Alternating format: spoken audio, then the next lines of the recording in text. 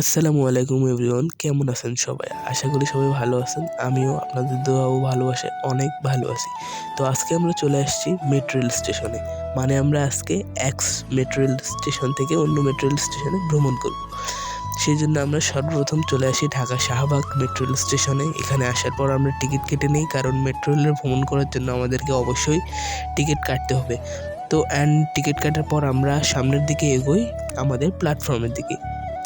এবং এই metro rail স্টেশনটা কিন্তু অনেক সুন্দর, বলতে গেলে বাংলাদেশের এক গর্ব বলতে পারি আমরা এই মেট্রো রেল স্টেশন থেকে।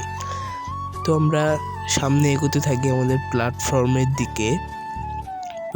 দিকে এগোনোর পর আমরা কিন্তু ওখান থেকে ট্রেন পেয়ে যাব, যে ট্রেনে আমরা ভ্রমণ করতে পারবো আমাদের গন্তব্যস্থল পর্যন্ত। তো এখানে আমরা সিঁড়ি দিয়ে উঠতে উঠতে প্রায় প্ল্যাটফর্মে পৌঁছে যাই।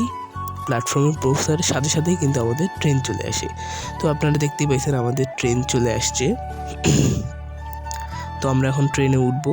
এই জন্য ট্রেনে ওঠার পর গাইস, ট্রেনের ভিতরটা অনেক সুন্দর, এবং আমরা যেহেতু অফিস টাইমে যাইনি এজন্য ভিড়ও অনেক কম ছিল, কারণ ঢাকা শহর জানেন তো অফিস টাইমে সবাই মেট্রো রেলে অনেক পরিমাণের ভিড় হয়।